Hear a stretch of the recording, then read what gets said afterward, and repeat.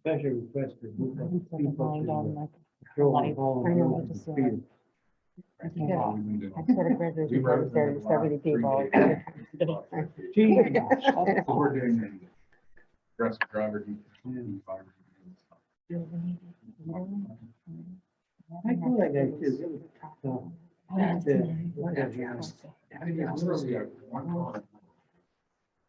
I'm concentrating on efforts on God, it's.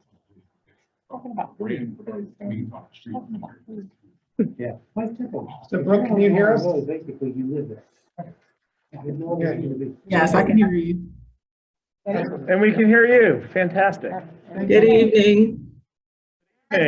You don't- Good evening, everyone. We're welcome to the workshop for June, and we'll sit here. Alex, would you like to give us the roll call? Of course, Valerie Rentaylor, Here. Deb Cassini Klein, Here. Matt Castillo, Here. Mayor Paul Cameron with Here. us. And of course, Brooke Here. and Diane Long, Here. and absent this evening. Um, Sit down. President Warren And President and Chan. Councilor McGowan. Receive the honors, sir. Or would you like to call it the hot seat? Yeah, sure. Okay. I'm used to that. Saying, Vice President, Nice to meet you. and to you too. It's great to have you with us, and this is one of our very first meetings at this table for our workshop, so Okay. you're, Oh, thank you. you're good. And Blues on, okay. I know, I ask that question every time I wear one. well, we're really happy to have you here this evening. Wanted to give you a chance to talk to us about and congratulate you Thank you. for your appointment as superintendent. And, you know, we hope to have a wonderful relationship with the mayor and the chief. And, you're welcome to tell us what you'd like us to do. Want to go around the table and introduce real quick? Yeah, I think that's a good idea. Yes. That's a great idea. Thank you. Gavin Robb, Borough Solicitor from Tucker Orangeburg. Matt Castillo, council person. Dennis Flynn, Borough Engineer from Gateway Engineers. Good evening and welcome. I'm Alex, the Borough Manager. Deb Cassini Klein, I'm the newest member of the council. Valerie Reinfeller, council member. Okay, And you can. And there's also, Yeah, I met you. and there's also Brooke. Yep, go ahead, Brooke. Dr. Castagna, thank you for attending tonight's meeting. My name is Brooke Burchett Williams. We've met in the past, but just wanted to officially introduce myself. Not her the other night at the graduation. Right, correct. Nice to see you again. You too.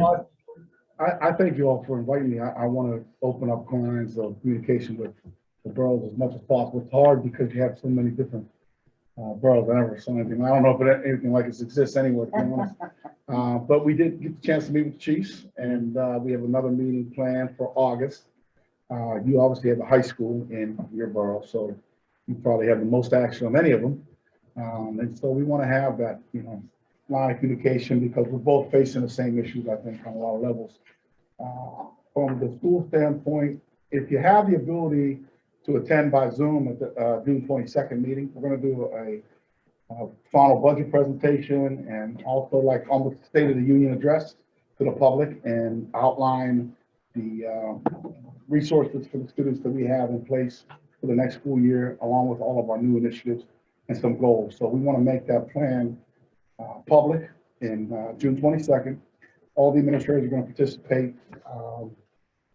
We really want to start the year with goals in place in all the buildings so that we kind of set the tone for hopefully handling some of the issues that we ran into when I started in January when I got here.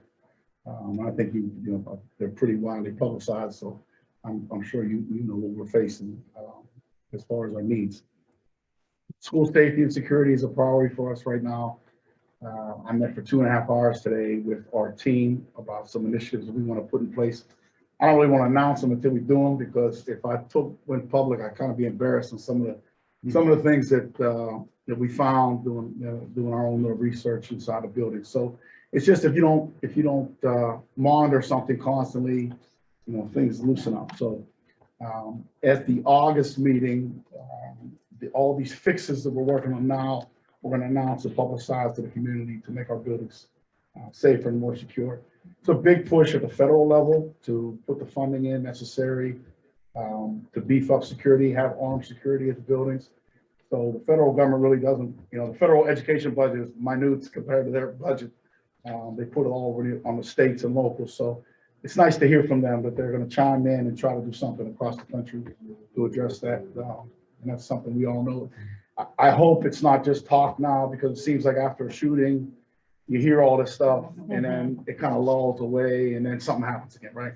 So we're trying to press while it's still a hot topic at that level, and hopefully get some coordination there. So that's a priority of ours right now, to get us in a much better shape than we are in, and then also an aggressive plan, going forward.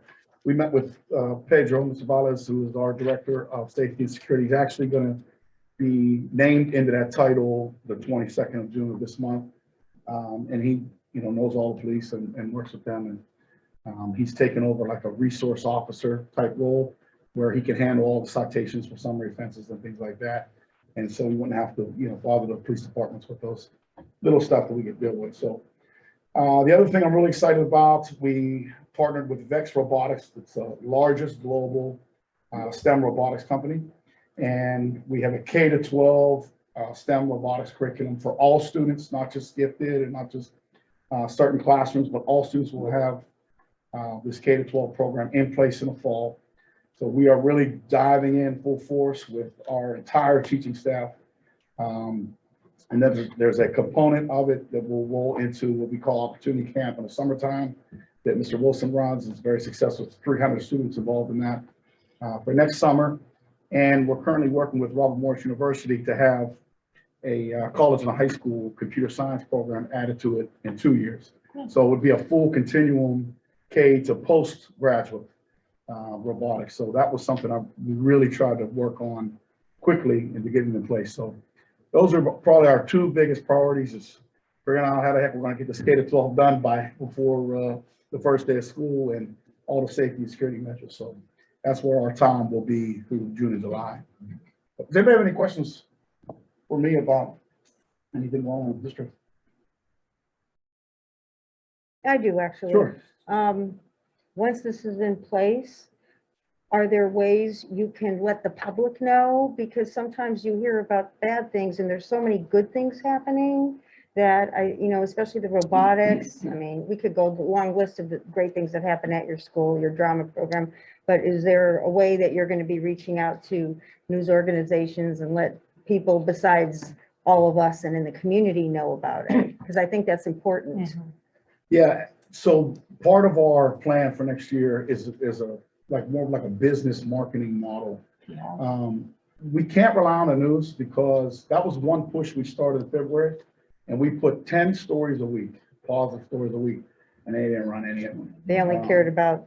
They grab onto something bad. And it was like a perfect example of proving that theory, because we literally hit them with 120 positive stories, pictures of kids in classrooms. They didn't run one of them, but man, if there was a shooting, it was like, they were blowing up my email one quote. So we just kind of have to work around them.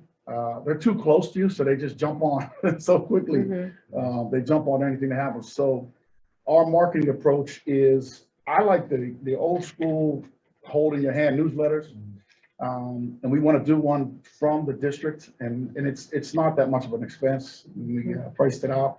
But a quarterly newsletter like that. My son is in college in Cleveland and Baldwin Wallace, and everything is online. I have to go seek out when his tuition's due and what he paid. They don't send me anything, and it drives me crazy. Like if I don't log in and go find it, and I hate it. But twice a year they send out a newsletter, and it's sitting on next to my couch right now. And so I want to get back to some of that.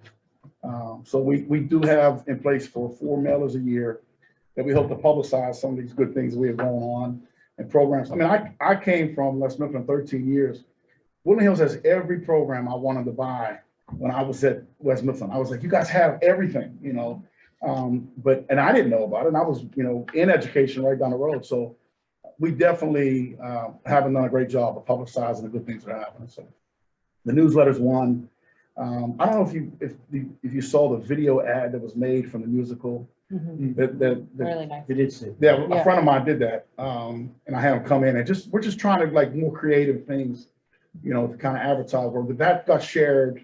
A lot. Oh, it was like 22,000 views in 14 days. Crazy. So, you know, things like that. They're a little outside the box to try to publicize what's going on. So, like the June 22nd meeting will be the first day we kind of lay it out, because I even hear parents complain, oh, you guys don't have this, don't have that. We do. We have all those, for any programs out there, we have it. And so I don't think we've done a good enough job getting out there. So that'll be our focus. I had a piggyback question to that, the mailers. Who would that be going out to? So I priced out, there's 6,000 school age students in the borders of Woodland, 3,500 in seats. Okay, so first we're going to go after, our first goal is we want to keep the families here. Yeah. So 2 of the 4 will just go to our families. 2 of the 4 will go to everybody. Got it. So, and like our 2 like real feel good ones, we're gonna make sure we blast out, you know, to everyone. So the one for the opening up of the school year will go to everyone, and then like Christmas time will go just to our parents. And then towards the end, because that springtime is when people start getting frustrated at home district. I'm going to Propel. I'm sick, you know, they start getting mad. So we're gonna blast out that one there to the whole community again. So 6,000 students, but a lot of them are, you know, from the same family, brother, sister, so it's not really 6,000 mailers. So price works out pretty good. Hey, you know, and to your point about the PR, we get that in Woodland Hills magazine, which is really not about Woodland Hills. No, It's an advertisement. You might find a little bleep in there. But those of us who were at the graduation event, when we listen to those statistics, what, 8 million in scholarship Scholarships, money? yeah. How many kids had 4.0? yeah, And how many kids had that 3.5, graduated? So all those things that we never hear of. right. And you're right, you want, you know, those mailers and getting the PR out to people. But it's not as bad as you think. It did make, every community has that you know, in magazine. Yeah. But it's like, really, we're competing with these privates and these charter schools, and they have ads right in the paper and the end right next to it, right? Which they have a right to. We'll be able to control our content. You know, I told the board, we have a $107 million budget. If we're spending $10,000, $12,000 on marketing, that's nothing in the grand scheme of things. But it's so important for everybody to see that, you know? I'm chuckling at my 2 cents in there. I'm chuckling because I was elected in 2015, took office in 2014, and I have been a broken record for the last 8 years about just exactly what it's saying. Woodland Hills has all kinds of wonderful things no one knows. No one knows. So I would say, I'd be presumptuous enough to say to you that after you take care of security, promoting what this school district does well, there's nothing that you're going to do that is going to give you more. And you're right. It's not about the website, you know, we deal with that too. It's not about the website. It's not even about, you know, the newsletter 4 times a year. It's using the communities to get the word out. You know, you have all these communities, as you just said. They each have councils. Using the borough councils to disseminate information is something you have available to you that will cost you nothing. So we can have more conversations. Yeah, about definitely. that. I would love it, yeah. But the biggest problem the district has had is getting the word out to people, you know, and it requires more than flipping a switch. It requires networking. We really have to do that here. I appreciate that. And I that's why I'm here. I mean, I want to build, you know, that connection again. I think, I didn't know, my perception of what Woodland Hills was, being from the outside, changed dramatically after I was here a week and walking in high school and looking at programs. I was like, oh my goodness, they have everything, you know, and like, I was at the Gene Kelly Awards 2 Saturdays ago, and the musical won 5 categories. And we're up against Thomas Jefferson, West Allegheny, Quaker Vine, big schools, big budgets, you know, and just impressive to see all the, you know, people don't think about us outside the community in that way. So Musicals and football, yeah, you know, what else? Nobody knows about it, it's musicals and football. And there's so much work on it, so. Anybody else? But Dr. Castagna, I do have a question.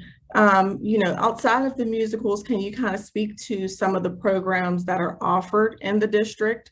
I know you were talking about the robotics program that'll be happening this upcoming school year, but for new residents in the area or parents who are not familiar with the district, can you kind of give us a short recap?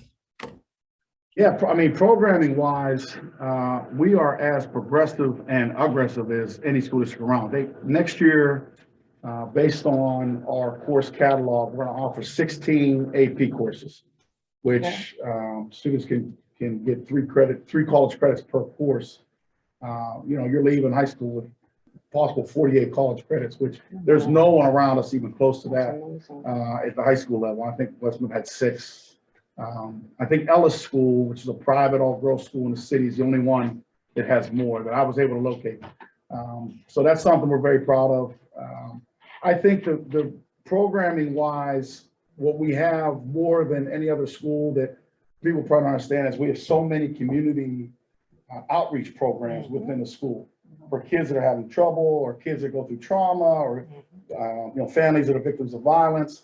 We have so many resources and community agencies. I actually am in a process right now of building a pyramid, like we call it like tiers of intervention, right? So there's like, you know, the tier 1 would be just maybe a student that's going through something like tier 2 is more intensive and aggressive, either academic or emotional. And then tier 3 is like the heavy supports. And I just wanted to kind of build like, okay, what do we have at each level? And my pyramid just keeps getting bigger and bigger and bigger because we have so much in place. So I think I want to like, that's probably a better term, but I say dumb it down so I could say, look, you know, I mean, look what we have. It's easy for someone to understand that like all the different logos of these companies that, you know, whether a student is going through something they can see, you know, where's my connection I can make or who can I reach out to? And also for the parents, because I think, you know, someone new coming in, like you said, wouldn't know these things. And again, I'm still learning. I've been there 6 months. I'm still learning some of the programs we have. So, but I think that, and that'll be something I show on the 22nd, the robotics K-12, nobody around us is doing that for all students. They're doing it for pockets of students or gifted students, or it's like an exploratory program once every 5 days. This is going to be every day. And the level of entry is so low, the barrier that you could come in and not know anything about robotics and you could find a way into this. Or, you know, the sky's like the limit to where it's artificial intelligence, you know. So I went to Dallas, and again, I'm sidetracked, but I was able to go to the VEX Worlds competition in Dallas at the beginning of May. It was unbelievable. It was like the Olympics. I mean, our country, they walked in with their flag from their country. It was 40 countries were there. And then they team an international team with a team from the United States, and they work together, and then they compete against other teams. It was nothing like that for school-age kids anywhere. So my goal is to have a team from Woodland Hills represented there next year in that competition. So there are our special education program we have so many resources for students that we have collaborations with Pitt. We have intervention strategists that we pay half the salary, Pitt pays half the salary. We have them in every building. And so it's just, there's so much I can go on and on, to be honest. But I think I need to, you know, if you are all very obviously involved in your community, and I think we definitely then, you know, if things that you haven't heard of yet, and you're hearing it from me the first time, then that's a sign that we got to get that word out there a little bit better. So, and I think that video, the video ad we did for the musical, which the musical is very popular, but I just wanted to see what kind of traction that ad would get, making something like fun like that. And it went crazy. I was like, well, there it is right there. So, you know, we got to do 4 or 5 of those a year. And now next one we'll have about, you know, programming for the following year. and have them come in and take, pictures of kids and videos. So that's definitely, we're trying to get more creative, I'll tell you that. Wonderful. And then how many students did you have in the graduating class this past 27th of May? How many students graduated? There was 230 graduated this year, 2022. Next year's class is probably the smallest in history, 205. And then the sophomore class this year, which is going to be juniors next year, is about 340. It's a big class. And then it goes back down to about 230. So like 230 is about the average number per grade. Our fifth grade going into the middle school next year only has about 180, but we pick up a lot of elementary kids from the Catholic schools to come into middle school and high school. So we expect that to go up. Well, I tell you another problem for us, and I'm sorry, I didn't mean to cut you off. We get a lot of late enrollments, and I'm sending out postcards today that were very cheap, but we're targeting like kindergarten age households to get the kids in there. Our kindergarten kids don't show up till like October 1. And that's really hard when 5-year-olds miss the first month of school. And the teachers it's hard planning, because I was like, we have like 12 kids in a kindergarten class right now, 9 kids. And I'm like, we don't need this many teachers. They're like, watch, we're gonna get 100 kids, through September and October. I'm like, what are you talking? So then the teachers are telling me, it's so difficult because you're retraining that first month of school all over again, every time. Why is that? Why such a delay? I don't really know the answer. It's just I don't know if parents are looking around like, where's all the kids in the neighborhood? Like, we gotta go to school. When I was in Wilkinsburg, the kids didn't come until after Labor Day, because Pittsburgh schools started after Labor Day. They thought they were on that same schedule. So they wouldn't come to school. We started in August. They don't show up till after Labor Day, because that's when Pittsburgh went back. They were misinformed. What happened to parents being required to send their children to school? Well, if they never enroll them, then they're not on our radar. You know what I mean? Until they enroll them, we don't even know. They're not in any. Yeah, they're not even really and kindergarten isn't required. No, it's not. Right. So, it's not, we don't really have a lot of, you can't get them for truancy and things like that after they come. But it's just getting them in, and there's no good reason. Like when we were talking to teachers about it, I was like, what do the parents say? They're like, they just, they're late. But it's like every single year. So I think district-wide, they picked up 260 students between the first actual day of school and October 1. Oh, Wow. What? Yeah, Are you kidding? yeah. That Wow. affects the whole classroom dynamic. Sure it does. Those poor teachers. It's hard scheduling too, because you don't, Another. Well, and staffing and a million other things. yeah, that is definitely another one of our goals for next year, is just getting kids. We never really recovered from COVID yet, as far as getting the attendance numbers where they needed to be. And so that's another big push for next year, trying to incentivize kids to get here. How, as a council body, can we support your efforts, within the district? How can we be your partners? I guess number one, sharing this information that I hope to get in your hands too here in a month. And I'll think about how we could do that. Maybe, emails, get you guys on some type of email chain with us. But I think number one, just helping, first of all, just having us talk to each other. I know when it was in my other job, I did this all the time. I wanted to talk to people because just being here and listening to you guys listening to me, we all kind of learn something and take something away. So A, I want to just be present and available to you all. But B, if you hear things from the community and if parents are reaching out, let me know if there's something, if there's a need that you hear about. Let's keep in communication. And I think you were the first council manager that I spoke to, and I think you were the first mayor I met. So, we've been in touch for the last couple of months. So I think just keeping the dialogue open solves so many problems. Yeah, well, I would like to commend you on, as the mayor said, we attended the graduation on the 27th, and I was blown away that the graduating class of 2022 was able to raise over $8 million in scholarships. So I think that was phenomenal. I've never heard of such a large number of scholarships being raised. So it speaks to that there are a lot of good things happening within those walls of the district. So, Mhm. Yeah, and with that number of students, with that Yes. much, Mhm. there's not a huge class, right? Yeah. And the list went on as to the number of students who were going on to secondary schools, Uh-huh. what they were doing, who's gonna go to the armed forces.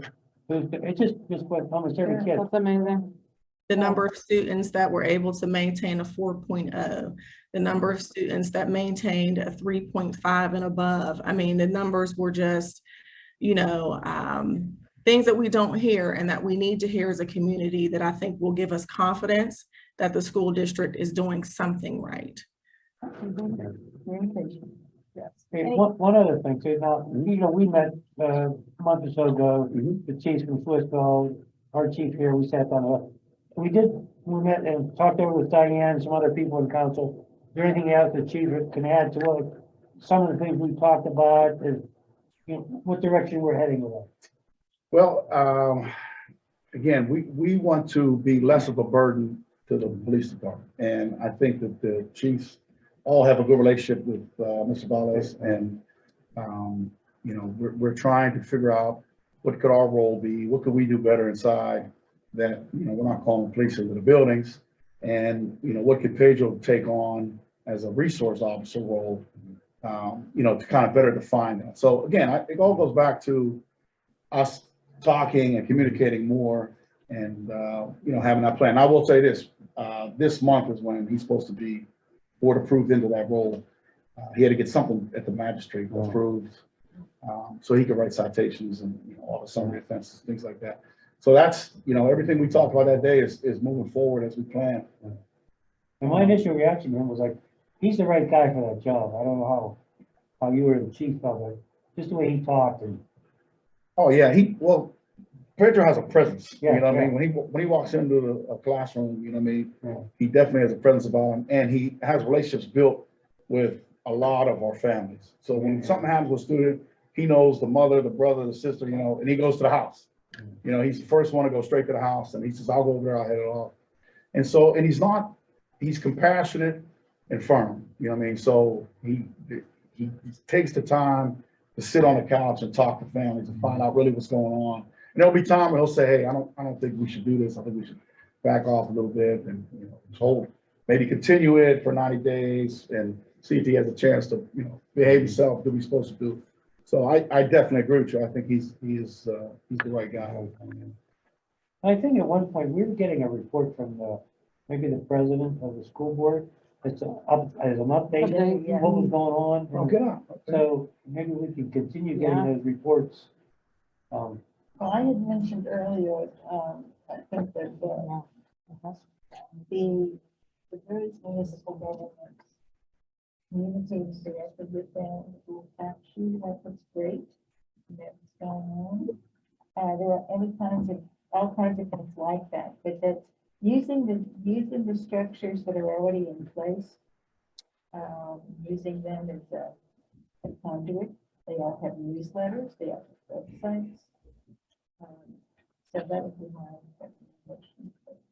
Yeah, and I do something for the board every other week. Each building runs like a synopsis, good and bad. But I'll just leave the bad out there. I'll send you guys the good stuff. But I could put that together monthly and share that with the boroughs. I think that would be great. Yeah, I could do that for sure. Okay. Any other questions, anybody? No? Well, thank you so much for coming. Sure, absolutely. Pleasure to meet you. And nice to meet you all. And Thank you so much. is there one email contact I should direct it to? Okay, This guy right here. all right. We'll be in touch about that. You know, a highly competent manager. All right. Who lets us meet once in a We're while. probably related, I thought first time I came. Somehow, if we look, we probably are. Yeah. Some relatives somewhere. Yeah, right. Yeah. Well, thank you all again, and Thank you. we'll stay Thank in you. touch, and if you ever want me to come back, please let me know. Oh, Sure. And I'll swing back. We'll talk. Okay. Appreciate Thank it. you so much. Thank you very much. Okay. Yeah, absolutely. Thanks, man. Thank you. These are ways in the schools. Jeez. So Madam Chair, we have one person who has their hand raised, and I think you'd mentioned Phil Coles, Yes, that we would do him after during like our. with the Item number, reports, item number 4. with reports, yeah. Okay, Okay, so do you want me to promote? yes, public comment time. We're Yeah, so more Kathy than has her happy to hand up. have anybody here who wants to tell us anything from the community. That's what we're here for. Do we want to start in the room first? I think it would be good. Yes. Hmm? And then we Start want with to, Ken. yeah. Ken, oh, But I prefer, you can see people putting their hand up. We had an issue on our street last week, and so there's neighbors that want to make comments. Okay. I'd like them to go before I speak. okay. Okay, well, I did promote Kathy, and I'm gonna promote Phil here in a minute. So Kathy, you've been promoted, and Phil, you've been promoted. So if Kathy goes first, I'll get my 3-minute timer ready. Yeah. Name, complete name and address. Right. Okay, my name's Kathy Bordner, and I live at 1926 Hampstead Drive. I wanted to make sure everyone in the community, and you might be preparing to make an announcement about this, but just in case you're not, everyone in the community knows that the proposal to build an Amazon facility at the former George Westinghouse site is over. As everybody probably knows, on March 18th, Amazon withdrew from the project, but everyone may not realize that on June 10th, Hillwood, the developer, sent a letter to the Borough of Churchill withdrawing their application, and that essentially ended that permit. Since then, their applications for other permits have been withdrawn and terminated, so that project is over. And I do want to thank everyone in the community who supported Churchill Future and our efforts to stop this. I want to thank them wholeheartedly. This was a team effort. Our community came together and worked very hard to stop this project. We're never going to know why Amazon pulled out or why Hillwood pulled out. They're never going to admit what happened. Rich Fitzgerald apparently blames Churchill Future for it. Maybe he knows something other people don't. But regardless, the community really came together, and we really thank them for helping us accomplish this. Also, I want to publicly thank our attorney, Dwight Ferguson, who was instrumental in representing us during the public hearings and during the appeal process afterwards.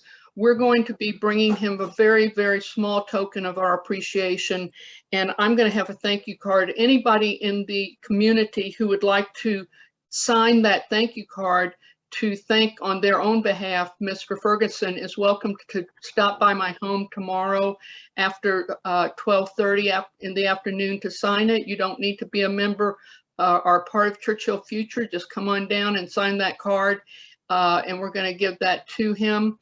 And I also would like to say that I'm very impressed by the conversation about from the superintendent about the school district. And I am extraordinarily jealous of him that he had the opportunity to sit at the table and have a real conversation with my borough council. I've lived here for almost 3 years. I've attended every single meeting of the last year, and I've never had a chance to have real conversations like you just had with the superintendent. This issue regarding the Amazon facility was very important to me, and I really wish that I could have had a conversation with you like he did. So kudos to him for pulling that off. Thank you very much. Okay, anybody else? So Phil O'Keefe, you can go ahead. Yes, I'm Phil O'Keefe with Tracy next to me, 2040 Hampstead Drive in Royal Oak.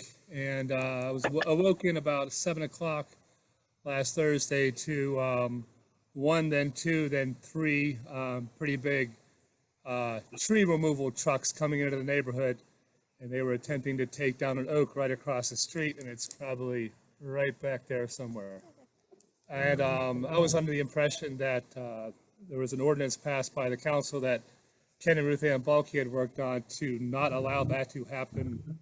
So I talked to the tree guys and they says, well, we must have the permit or else we wouldn't be here. So I asked them for it. They didn't produce it. I called Alex Ferguson. I called the tree company. No one responded to me. The owner eventually came out and said that he got a permit in January. So I was kind of shocked to hear that with such ease, all they had to do is basically put in a permit and they got the response that they wanted, and they could take down a tree, which is basically the foundation of our neighborhood. We have, I don't know how many we have, but it makes this neighborhood, Royal Oak, different than all the other ones. And we, I guess for the most part, I'd say 98% of the people here love the Oaks, and that's why we move here. So I would just like to be a little bit more clarified. I did some research and I saw that, Fox Chapel Borough requires not the borough manager, but the tree committee to actually approve it. So my suggestion was maybe take it out of Alex's hands and hand it over to the tree committee, who actually has an interest in keeping the trees, and not, I'm not, getting on Alex for making a quick decision, but I think that more than one person should have that ability to say yay or nay to a removal of a tree that's been sitting there for 7 years and is pretty vital to our community. Thank you for your comments. So there's no others with their hand up, so we can have Ken then address this. I got a text here.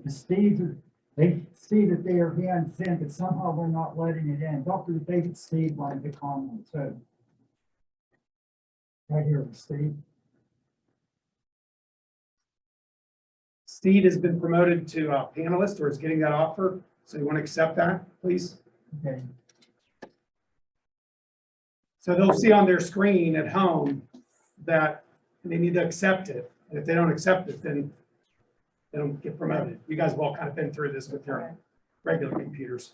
Okay, So let's give another minute all right. to try to. What if you just click allow to talk? He needs to do it again. Yeah, So he's gonna he still call. needs to. And then he moved. Let's see. Go from there. Yeah. Hello? There we go. Okay. Can you hear me? Yes. Good evening. My name is David Steed. My wife and I live at 2019 Hampstead Drive in Royal Oak. We have been residents of Churchill for 44 years. And this is the first time in 44 years I wanted to speak before council. Thank you for the opportunity to let me speak. Churchill is a wonderful place to make a home. In 1978, Linda and I saw that there was a house for sale by owner on Hampstead Drive. We had never been on this part of Churchill. As we started down Hampstead Drive, we realized that there were beautiful pin oaks that were 30 to 40 feet high and making a tunnel of the trees. We found the house sale and its trees before we ever saw the house itself. The area of Churchill is a beautiful neighborhood to live in. The Churchill residents make them special, and the trees make it even better.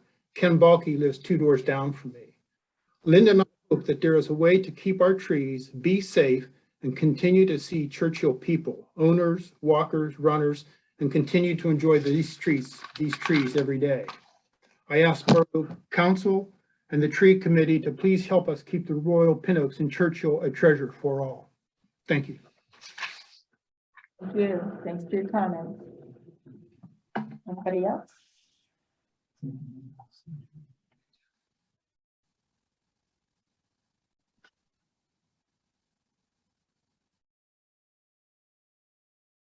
No? Okay. Ken, you've got the floor. Okay, thank you. Ken Balke. And Ken, just make sure you speak up real clear so everybody, catches. We have the masks on, and that way the owl will stick. Oh, with you're you here. speaking to here. Yes. Ken Balke, 2007 Hampstead Drive. And my wife Ruth Ann and I, we've lived like the Steeds. We've lived in our home for almost 45 years on Hampstead. And my comments here tonight are going to be more for me as a resident than the tree committee. And that's per discussions with both Adam and Jay over the late last week as a result of this tree issue last Thursday morning. But it's a little bit of background. I realized that when we put the tree ordinance together. There's only a couple of people in the room here who were there at that time. Let me say, when Ruth Ann and I moved in, there were more than 250 pin oaks lining all the streets in the Royal Oak plan. That includes even up on Churchill Road, there's a driveway that was actually Ralph Scherger's home. Ralph Scherger built the plan, and he was the one that had the vision of putting these trees that down the road that it'd be like living in a park, and that's the way it was. But then we had an oak wilt outbreak that took 3 trees off, and there were 2 other trees that were neglected and they died. But about 5 years ago, people started cutting down these trees left and right for whatever reason. Okay, and Ruth Ann and I, we felt that our home and our neighborhood was being threatened. And we realized other municipalities had tree ordinances that you couldn't take a tree down that's along the right of way that was happening. And so Ruth Ann and I wrote a letter to the Borough Council 4 years ago. So we did that. The council liked the idea, not just for Royal Oak, but for the entire borough. We put a team of people from all 4 districts that comprised the borough. We worked for a year looking at ordinances of at least 8 other municipalities who had ordinances in place to build ours. And we worked with Gavin Robb and his office as well to finalize it. It took us a year. So on June 10th, 2019, we got it in. And after that, no more tree cutting down was occurring in the Royal Oak plan until recently.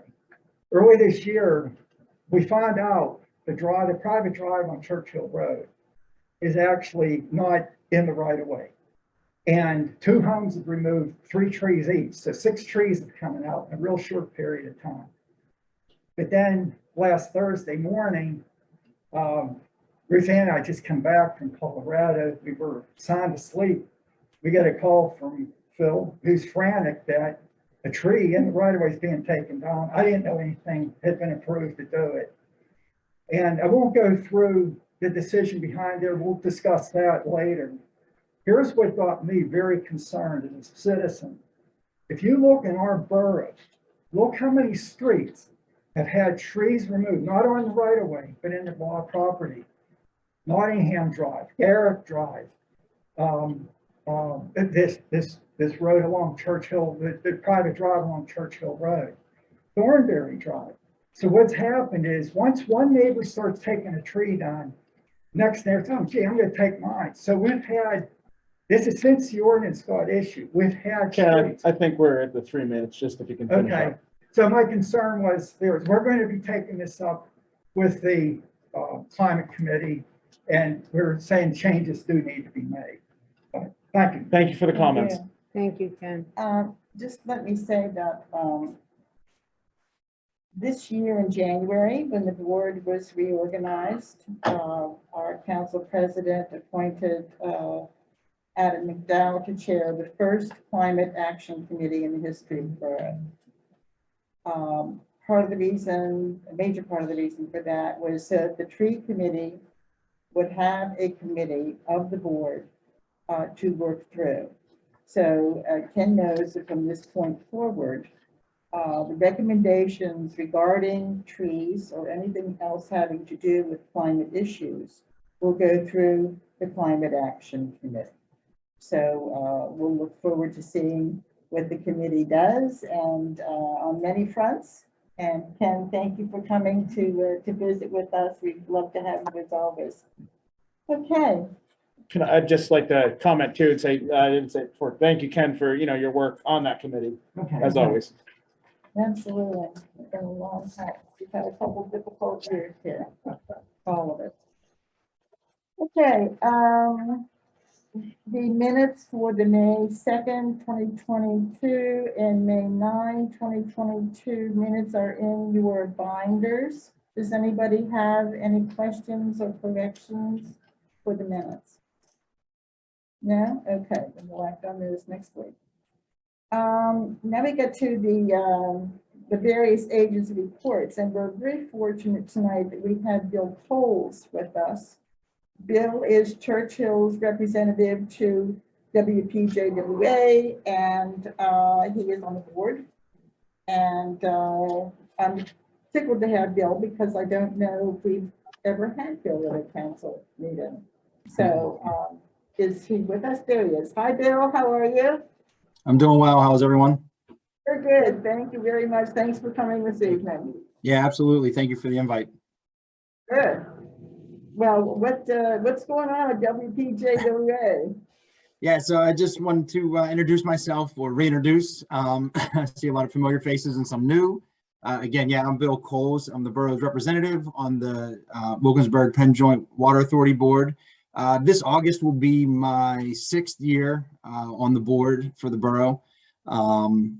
And so just in a nutshell, you know, I anything pertaining to the borough, I try to bring back for council and for Alex, and vice versa. If there's anything going on in the borough that needs to be, you know, handed over to the authority, I try to do that as well. Right now, I know we're dealing, I talked with Alex a little bit and Matt with the double billing issue. We are in the process of working to get some kind of statement or a little write-up made to go into the July newsletter. Matt, I apologize. I saw your email just today when I was looking for the Zoom link. I went to spam. So I did ask as well if we can have something put onto the next bill that will go out. I did email last week for this information and I hadn't heard back. And so I sent another one this morning, and if I don't hear anything back in the next day or two, I'll make sure that I give Doug a call. Doug Comment is our new director at the authority. He took over for Nick Bianchi, who served for a number of years. And they recently just promoted Nick's son, Brian Bianchi, to the assistant director. So there's kind of been a shakeup up at the authority. I think for the good. There's a lot of good happening. I see a lot of good capital projects coming down the line. And just it seems like a nice changeover. So it just all seems for the positive. But other than that, like I said, as far as for the borough, nothing major. Doug has also informed us that they're going to start. I know it's always like we give the bad news, and that's what we kind of told him. You know, we talk about the breaks, or we talk about rates going up, or this is what Alcosan's about to do. So in the last memo that I had sent to the council, he's going to try to include anything like repairs or anything that was new installed, a new hydrant or a repair to a main line. So anything to kind of break up all the bad news all the time. So that hopefully will continue from month to month. It's been great working with Alex and especially Matt lately. We've been staying in touch a lot. You know, in the 6 years that I've done this, it's only really been since Alex and has taken over that I've had. I just feel like I've been utilized a little bit more often, and so it's definitely been a good experience, and I really appreciate it. Great, thanks so much. So I'm sorry, Diane, I'm gonna Go ahead. jump in. You know, Bill has been working with the infrastructure committee on a regular basis. So, you know, this is his first kind of workshop meeting, I think, in quite a while since he's been on the in the position, but certainly he's been attending our meetings regularly. Just for folks, you know, in case it's your first time being on a meeting, WPJWA is Wilkins Penn Joint Water Authority. So they handle the, you know, water and sewer for the borough, as well as a number of other municipalities. So the board is made up of a number of seats. I don't remember exactly how many, but Bill, you know, is our representative for Churchill, you know, to that board, and then works with them. Couple other things I just wanted to, you know, bring up is that in the past, you know, the authority kind of, I think, was some of the technology and stuff I think was a little bit outdated, but you know, as Bill said, with the new director, a lot of that stuff's been getting improved. So we've seen a lot of improvements, you know, updates on the billing. You know, if you're not aware, the website's been updated that you can go on and, you know, pay your bill online. You can see copies. You can sign up and make an account where you can see copies of your, you know, previous bills electronically, so you don't have to remember to save the postcards. You know, they're doing a lot on the infrastructure side so they can build out and have better mapping, all that kind of stuff. So there's a lot of really innovative and good things going on to make sure we're investing in the next, you know, decade of our water and infrastructure. And then the last thing I'll just follow up with is just as a little bit more background. If you hadn't noticed, if you got a water bill, I believe it was in April, what happened is there's a surcharge that, Churchill has on, it gets billed through Wilkins Penn, and that was doubled up. So it should have been refunded in May. You should see a, credit on your bill in May for that. It was all handled as soon as the authority found out about it. They got the problem fixed. And then we're working on how do we inform everyone to make sure that there's no confusion. So if you have questions on that, my email's on the borough website. Alex can always help, our borough manager, and if there's questions, if there's, about a possible issue, certainly you can also call the water authority directly and their customer service can help. But just to make sure everyone's clear on that. Alex, you have anything? Well, I'm just curious, and again, just to be clear, to the extent, did every customer in the borough get that double charge? Because that's what wasn't clear. So we want everyone to look at their bills to see if they've got the credit. Right. And possibly if their bill is higher, it's exceptionally higher or different than their average, and they didn't get a credit, they might want to follow up with the water authority to investigate if they had somehow been missed in that process. Correct. Right. Yeah, And Bill, go ahead, Bill. Yeah. Yeah, I'm working on that information. Our last board meeting, Doug was away for his daughter's graduation. And so Brian was aware of the situation. He just didn't have a lot of information. I think what happened was, and I talked a little bit with Matt about this, 3 and 4 billing cycles ago. Well, let me start. At some point last year, we were able to get our sewage surcharge added as a separate line item on our bills for the borough, because you get one big chunk and no one knew. And sewage makes up 2/3 of the bill. And so when Matt said, Wilkinsburg Penn Joint, we take care of the water and sewage, we take care of the water. We purify it, we take it right out of the river, clean it, and get it ready for consumption. Alkinsan takes care of the sewage end. However, we bill, and we took that role over the authority. We took that over a number of years ago. It was just easier for Alkinsan on our end if we collect, because we had the authority and the power to shut off. So that's how we got into the sewer billing game, or the sewage billing game. But at some point last year, we got that separate line item. And 3 or 4 billing cycles ago, I noticed that line item had come off. And so it was just the whole sewage charge was falling under just that one top title. And then 2 billing cycles ago, it reappeared. And I think what happened was they double dipped. They charged us twice. So I want to say my best guess is that the entire borough did get that double charge because that line item reappeared. But again, that's something I'm working on. But I was assured that everybody has been credited the correct amount and that the billing vendor has been notified of the mistake, and they're well aware. Very good. I just want to say I was on the council when Bill volunteered and was appointed. I think Bill represents a really extraordinary citizen. Bill stepped up and took on this responsibility. It is a job that a lot of people don't know much about. He doesn't get a lot of attention or praise for it. And we should throw him a party at some point. But the point is that Bill is a model, volunteer for our community. Thank you, Bill, so much from the entire council, and I would say the entire community. Well, thank you. Yeah, it's been a pleasure. It's been a pleasure to serve in this role. I really appreciate it. Thank you. Thank you. Mr. Krols, I have a quick question. Sure. You had mentioned about the capital projects that are, coming down the pipe for the water authority. And in the borough, we have a paving program or project that we have adopted for the next 5 years. And so I know that there has been some communication, I guess, between the infrastructure committee and also the water authority in order to get the operation and maintenance plan of the water authority. Can you kind of talk to where that communication stands? Have we received those plans? Will we receive those plans? Sure. As of right now, I am unaware of any major capital projects that's going to happen in the borough. However, I have talked with Matt, and Ralph's a key player in this as well too. He keeps us informed. I know there was an issue up on Oh my goodness, now it's slipping my mind. Up above the street above me.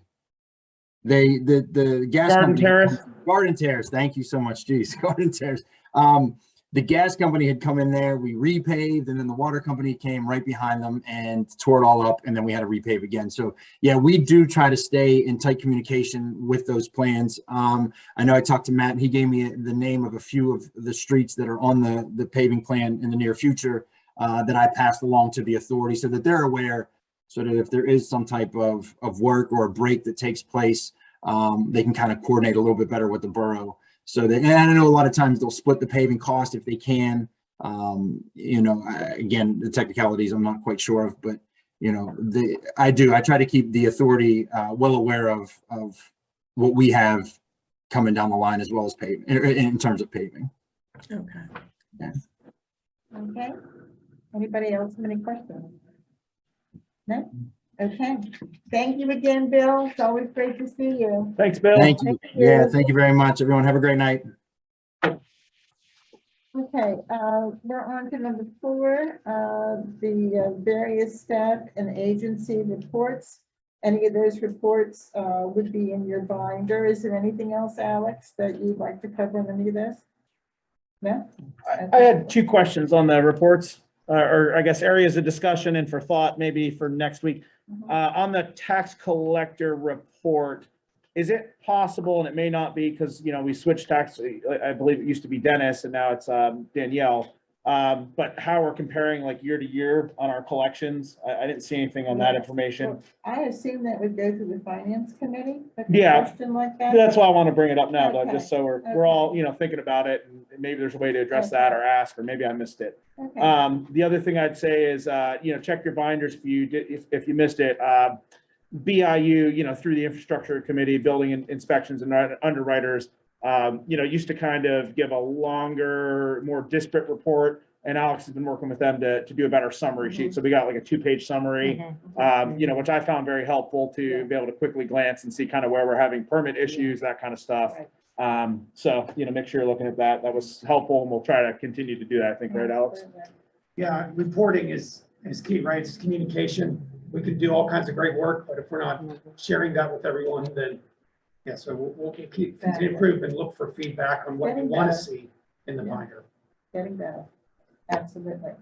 Anybody else? Oh, one thing I wanted to say about the C.C. Miller Memorial Library. There's a report in there in our binders. They have some wonderful children's Yes, they programs over the summer. Yes, they do. So, when you're talking to your friends and neighbors, make sure that they know that, because these people do a wonderful job, and I think that they don't often get the credit. Yeah, this time we just recycled, quite frankly, the information they were giving for the newsletter. It just happened that the newsletter was the same kind of deadline that I want to get things for the binder together.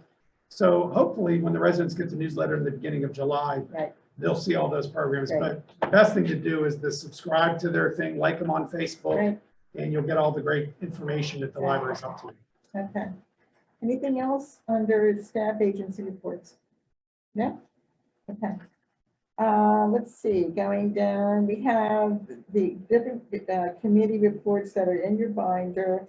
The only thing that I want to say at this point about public safety is that the committee is recommending 5 individuals to be appointed for the inaugural Human Relations Commission for Churchill Borough. We'll be presenting those next week. Again, you have in your binder a report and the names of those individuals. We're very grateful that they are stepping forward and that they're willing to serve in this way. It's important that this was done several years ago. With everything else that we've been going through, it wasn't didn't move forward, and now I'm just thrilled that we are, and it's going to be real. And has anybody have any questions about that? No? Okay. Also, this is about the agreement to participate in the Eastern Alliance Traffic Safety Task Force. Our chief has been involved in this. Do you want to speak just for a minute about that? Sure, just briefly. It's a resolution to formalized memorandum of understanding with the Eastern Alliance Task Force. It's comprised of the 13 boroughs that make up the Turtle Creek Valley COG. Its focus is DUI enforcement, aggressive driver, the buckwalk program, and pedestrian safety. So it's just a formality, part of the process that we can participate, and it kind of covers all the bases and governs that activity so that everybody's on the same page. But it's been successful so far. We've done probably 3 or 4 of the DUI roving patrols and probably 5 of the buckwalk programs, and we have in excess of probably 50 citations for DUI arrests and some other activities. So it's been, just for us here, it's been very productive. So Great. it's our first time ever participating in the program, so it's well worth the effort. So. Great, thanks for following Sure. through on that. And question, Ron, or Alex, whoever knows, that the funding for that comes through the state or county, doesn't it? Yeah, it's a PennDOT grant. Okay. And the program is coordinated by the Plum Police. It always has been for the last several years. So the coordinators are on their end. We simply log the officers' work hours, all their stats, the money that's been invested. We submit those, and then we get reimbursement for we don't get reimbursement for the prosecution end, as far as court time that follows up and subsequent to the citations and arrests, but all the actual patrol activities are covered. Fantastic. Sure. Thank you. So we'll be acting on that proposed resolution next week at the regular meeting. So Chief, I do have a quick question. I'm sorry, Vice President. No, it's okay. Can I ask a question? Out of the 13, you said boroughs or municipalities that participate in this cooperative agreement, are there municipalities that Churchill works more closely with, or do we work with all 13? Well, the efforts, we have a mutual aid agreement through the Turtle Creek Valley COG that covers all of the municipalities that are part of the COG, but rarely would we back up or respond into any of those communities unless there was a pretty significant incident, an active shooter, an officer down, something along those lines. Wilkinsburg, Forest Hills, Wilkins Township, Penn Hills, everybody pretty much east of the city is part of the Turtle Creek Valley COG. So this program here is all the enforcement efforts are handled within their own jurisdiction. So we do our DUI roving patrols in Churchill Borough. Plum does it there. Everybody does it in their respective community. So this particular program here it's a collective effort, but each department handles enforcement in their own. We're not, the only one joint program we do is the DUI checkpoint. And there's only one static checkpoint that's the conventional what you think of a DUI checkpoint. And it's not the roving patrols, and that's June 17th. That's going to be in Plum Borough, and that's going to be the only collaborative effort where officers from different municipalities work together at that detail. The rest is all individual. Okay, thank you. Okay, anybody else on public safety issues? Okay, Matt, you want to go to infrastructure? Sure. So for infrastructure, we're hoping to have before the full council next week the final proposal from Zero Commute Architecture to prepare final drawings and bid packets for the female locker room and then ADA restrooms here in the lobby outside council chambers. So I know they're waiting on, I think it was MEP, the mechanical and engineering, sub-consultant. They needed some information back and some pricing from. So we'll hope to have that ready and available for the binder for next week. Couple other things that's not on here I wanted to mention for infrastructure. Right now, the committee is living in ordinance land. So we have the occupancy ordinance, which has been in process, and we needed a follow-up meeting on that. So we just got that scheduled between, I think I'm going to attend that on behalf of the committee, Alex, and then with our solicitor for some back and forth on getting that language finalized. But we did have the initial review and everything looked pretty good. So that should be coming here in the next month or two. We're also still continuing work on the lateral ordinance, the draft lateral ordinance. Part of that is some support work that Gateway's working on for us, with mapping to check and see if we have anywhere where private laterals tie in the middle of, our public streets, or even happen to cross over our street and then tie into a lateral, a main rather that's on the other side of the road, because that might complicate how we work that ordinance out and who's responsible for what. So we're still working on that. And then the last one is this, 5G wireless build out. That was something we hired a sub-consultant for. I think we approved that back in December of last year, maybe to get that sub-consultant, on board. They just finished up the ordinance, so they just gave us a draft. The infrastructure committee will work on reviewing that and try to get it in front of the council as quickly as possible. Okay. I just would say that the 5G infrastructure issue is an important issue. I would urge all of you to take the time to read Matt's report, to read the consultant's report, to read the ordinance, and to look at the pictures, because we're going to be making a decision here that's going to have long-term impact on our community. Okay. Anything else, Matt? Okay. Communication. Yep. We had to reschedule our last meeting and hopefully reschedule that sometime in the next couple of weeks. Trying to work around people's schedules. Couple things I wanted to say was we have 950 people that have signed up for Savvy Citizen, which is amazing. Nice. So if you have not signed up yet, for the people listening at home or here, please download the app. It's very easy. If you don't have a smartphone, you can go on the website and give your phone number and you can get text alerts. So you do not need to have a smartphone for that.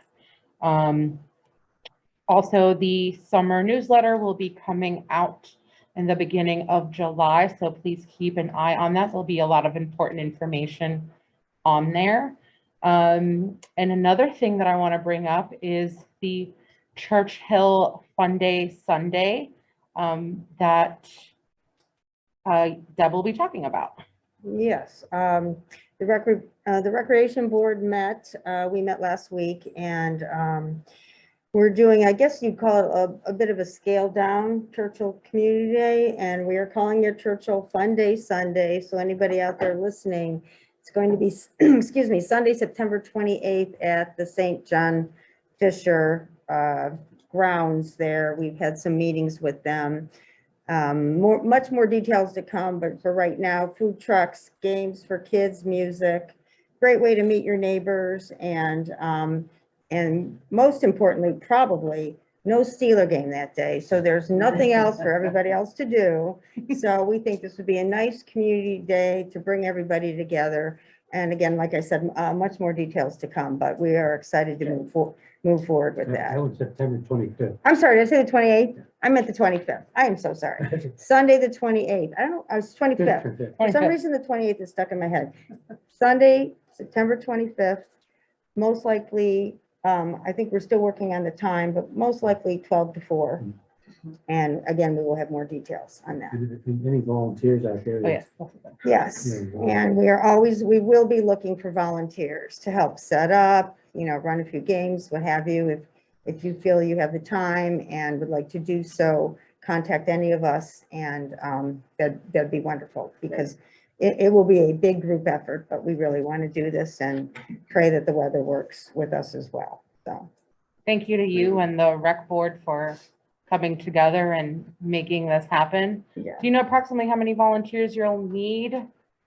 Maybe Yes. down the line, once we get closer, I'll be Yeah. able to give you a better Maybe number. 20, 25. I know 20. our rec board is volunteering, Great. and hopefully some of the council, but yes, we will need a handful of people.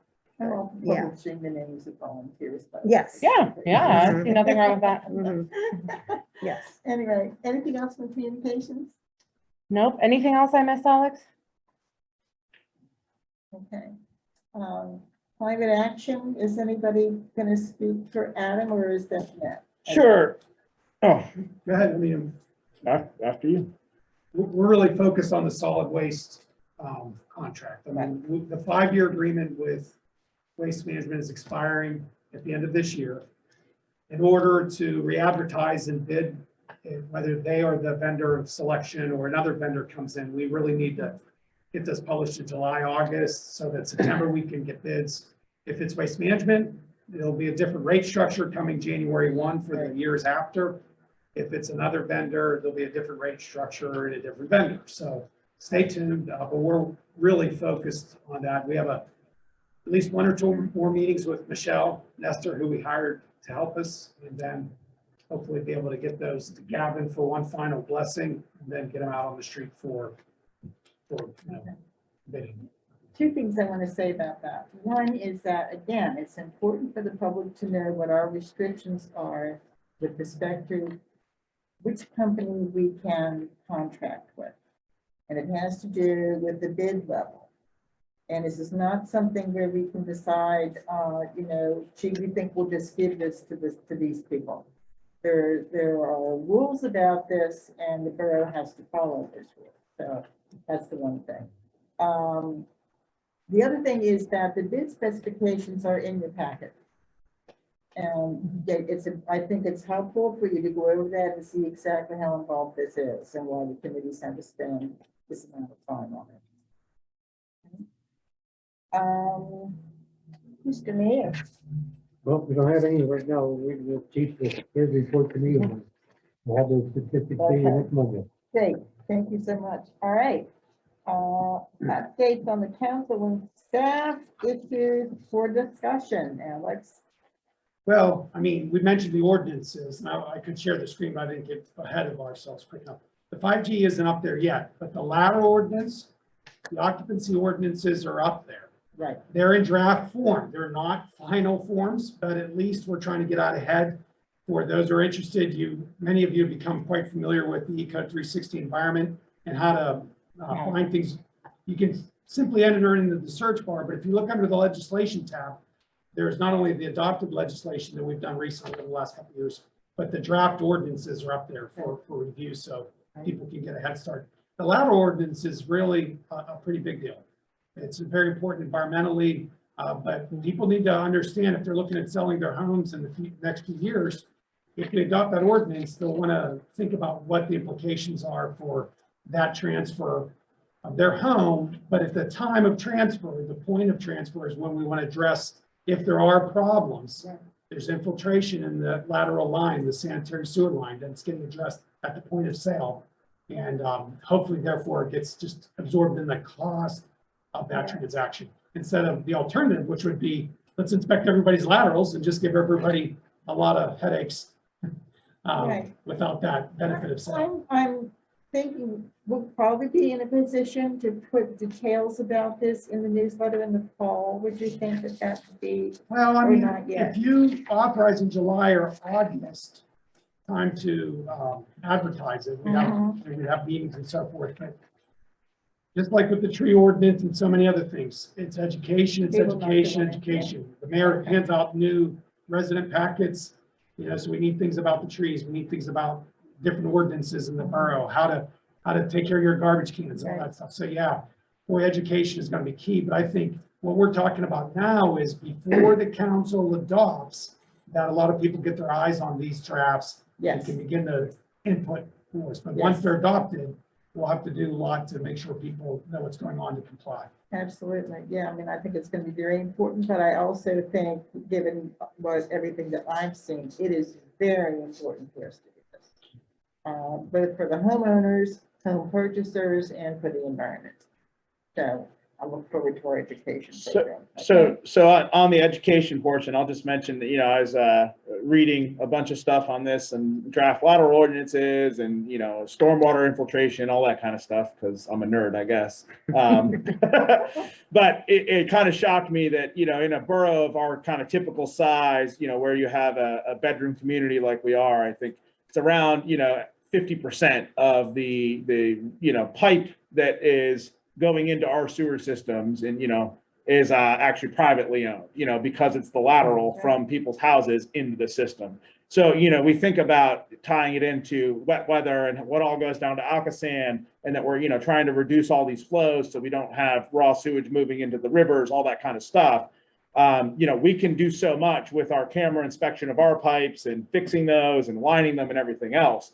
But if we're not addressing the other 50% of the pipes, and they're all broken, all that water is still getting into our system. Right. So, you know, it really is a critical issue. And again, that just kind of, you know, if I had to take a guess before that, I probably said, oh, what is it, 10, 15%, but to be almost half of the network. But when you think about it, every house, you know, on a bedroom community like ours, you have a lot, it comes out wherever on your lot, has to go all the way down to the street, and then the house next to you, and the house next to you, and the house next to you. Well, if every time it rains, there's water getting in every one of those pipes, you know, what should be the typical sewer pipe that should be able to support, you know, up to, I think it was like 350 houses, you know, can suddenly be reduced to where in a storm event, it can only support 40 or 50 houses before, you know, you start having these overflows. There's a lot to it. Yes. So I just found that intriguing. Yeah. Well, I just wanted to say, I recognize that the, you know, lateral line ordinance and addressing the lateral lines are important. I think it's more or less really understanding the logistics behind the ordinance, understanding that we have an aging population. I think we've talked in the past about the, the earned income tax has decreased over the years because the population is aging and becoming a more retiree population. And so when you are introducing an ordinance such as this, and assuming that the cost can be absorbed based on the sale of the home, that's kind of projecting a possibility that you don't know for sure will happen. And so, you know, talking about if you are adopting a lateral ordinance, well, who's going to review the footage of the cammering that's done on the lateral line? Who is going to inform the homeowner of the work that needs to be done? Who's going to supervise that the work is done correctly? You know, again, knowing that these lateral repairs can range from a few $1,000s to $30,000, depending on the length of your line and where it needs to go. So I just say that we need to be very conscious about, you know, what we are proposing on the backs of our homeowners. And I think that there needs to be definitely education before the ordinance is adopted, and an opportunity for homeowners in the community to read the ordinance and provide feedback. Yeah, that would be part of our matter of course. There would be a lot of Sounds like we have a newsletter article that needs to be put together. Right, well, I assure you, we'll be doing all of that and more. And the video. Yeah, man, there's video blog, don't forget that. Exactly. Okay, if nobody has anything else, we have an introduction to make, don't we, Dallas? Well, let's see if she was able to join us today for our she was coming back from St. Louis. Our intern, Allison. Let's see if she made it into the things. I know she was, yeah, I don't think she made it in. She was flying back today. So Allison comes to us from CMU. She'll be with us next Monday, Lord willing. She is at the graduate program for public and international affairs, or public affairs, I think at the Heinz School, public policy, Joe Heinz School. So excellent program. Great resume. She's working with us on a 5-year budget plan. That's her primary area of focus. But you never know when you're an intern what might happen, especially if your boss likes donuts. And Friday was National Donut Day. It was? So I gave her $15, and I told her her job was to find a hole-in-the-wall donut place and give me some donuts. And the poor thing found one online and drove to it to find out it was closed. Oh. So we had to get Dunkin' Donuts. No offense to anybody who may work for Dunkin' Donuts, but the manager was a little disappointed about that. You know, when you want donuts, who do you vote to ask? Somehow they did make it over under us. Yeah, we have to quickly get them out of our side of the building because we'll literally, just the 3 of us will eat 12 donuts really fast. So, but she's working on that and helping us with some filing things. We learned that we've got a lot of scanning to do, and there's a lot of archival things that we need to get caught up on. So just plenty of other things to work on. We're really excited about Allison. She's very, very smart and very hardworking. Yeah, I had the pleasure of meeting her first day, I think it was, when she was here. Delightful person. I did as well. Very She's really intelligent impressive, person. very impressive. Very, very fortunate to have her, and very fortunate that the local government academy does this program. We have always gotten excellent in terms of that program, so I thank them as well. Good, Alex, good work. Okay, Okay, one more thing before you close. Just I just want to thank on behalf of the Church of Wilkins Road, anyone who participated in the golf outing, whether you golfed that day, made a basket, made a contribution, sponsored a tee, greatly appreciated. We had 34 foursomes. I don't know how many people we had for dinner, but it was an awful lot. That whole room was filled. So I really appreciate everyone who showed up, up this time for our fund. That's one of our major fundraisers for the year. We did very, very well. I don't have the exact date, but you can mark your calendar. Sometime in October, we'll have a wine pairing thing. It's out at the restaurant on 22. So coming later. But anyway, I'll get there. We're gonna send out thank you letters. Lamplighter, thank you. So we're gonna be sending out thank you letters to the people who participated along with the invitation. Friday, October 7th. Friday, October 7th. Yes. I was there as well, and it was just like, it was tremendous. It was the best turnout I think they've Beautiful day. had. Beautiful day, and they did raise a lot of money. I don't know the exact number either, but No, it was. yeah, but it was so well I attended. thought they said over $15,000. Yes, Over I believe 15, so. I'm sure. It was more like 20, I think. Yeah. Fantastic. Close Yeah. to 20. Okay, Paul, anything else? That's it. What- Anybody else have anything that they want to discuss before we go? There was just some questions in the Q&A. Again, the agenda was posted online, Yep. so there was a question about that. The draft ordinance is posted online, the latter ordinance. Right. And there was a comment thanking council for, particularly Brooke, for raising the issue of the cost. We don't ever want to minimize it for one or the other, either as the new homeowner who may bear the cost of a Right. basement that backs up and has to fix that, or the seller. So it is definitely, one or the other will have to be addressed. And it is significant. That's why we want to get this out. Yeah. But if you want to find the agenda, they're located on the Eco 360 website. Right. Tonight's agenda was posted on Friday afternoon. I apologize, we didn't do a Savvy Citizen. We got to remember to do that when those are posted so people can see and find that immediately. I wasn't doing the follow along agenda tonight because we're mainly just talking from the workshop. Right. In the formal regular meeting, you'll see more of the agenda because that's where you'll get the language about voting and you'll see what the council's taking action on. So I do apologize if you're wondering where the agenda was during the meeting tonight. It just simply wasn't as necessary, but you can download it yourself at home and have it before the meeting so you know what we're planning on talking about. Yeah, I do want to mention, there was one comment about not being able to be here in person. This meeting tonight was open. So, Ken made it. Ken's here. So, we need to be clear about that, right? Anybody else have anything else? Dennis, do you want to say anything about your report? I'm sorry, I passed over. you. No, that's okay. I know we talked to the infrastructure committee and Matt talked about that briefly as well. We do have paving program with the kickoff meeting for that here this week. So we should know here shortly what the schedule is for that work. Your reports are always terrific, so we need those when you post them. But, I was just saying, earlier that we've gotten an extraordinary amount of work, the last 2 years. Our engineering firm, I think we gave quite a salute, so thank you. Anybody else? I'll just say thank you to our staff. I know we say it all the time, but just, never hurts to say it again. Our staff works, diligently, including our police officers and our public works and our manager, assistant manager, finance officer. Everyone does a fantastic job and works, hard for our residents every day. So we appreciate that. And thank you. Yeah. I did notice the no outlet signs up, at least one of them down on Woodland Hills.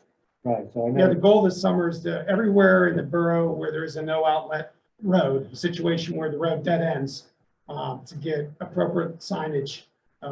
People are using computers to take directions and often misjudge the number of feet to make the right or left turn and often find themselves on a dead end road and of course have to turn around. And unfortunately, many of our dead end roads really lack an easy turnaround at the end. They're kind of narrow at times and harder. So to eliminate those, another thing we can do to help maybe signage, not everybody notices the signs.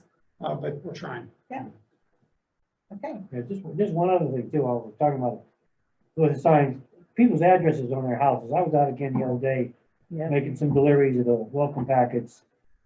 And the chief can verify, you can't see if someone's address, so you don't know what the house number is. So I would urge residents to make sure that the house number is visible from the road. That, you know, someone can see it, whether it's a delivery, emergency vehicles, whoever. Especially at night. Yeah. well, I'll ask our solicitor, what about, requiring that from our ordinances? I mean, I've never seen specifics about, what it needs to look like. Being able to see the letters from the street. I think it may be best to encourage it first and then before we regulate it. And then if we need to get on that path. we It's, get on it's it. not already in our ordinance? I'm not sure. I don't believe so, no. Okay, I thought it was. No, I mean, that's why I was asking, because I don't know that there's any municipality. Oh, there it is. could- There are. Oh, Okay. absolutely. Monroeville has very specific, it has to be You have to even contrasting say- color, certain height, like when you Okay. do an occupancy inspection, they check that. That's. And I that's- thought it was part of our occupancy That's inspection something to put checklist. on the agenda for the appropriate Yeah. committee. No, how some of the houses have the sign, but you have to look for it. Right. It's Sure. behind a bush, Mhm. blends in with the Sure. house, so Sure. you Right. can't see it. You're checking the other house numbers to see, where's this house? If it's in between. No, you know, our council is usually is right on the money here. We need to do the job of educating our public before we tell them they have to. Okay. Anybody else? Okay. May I hear a motion to adjourn? So moved. Second. Okay, Will? Game, set, match, All right. Okay. as Jay would Thank you. say. I was gonna I was say, thank gonna you for say. sitting in and,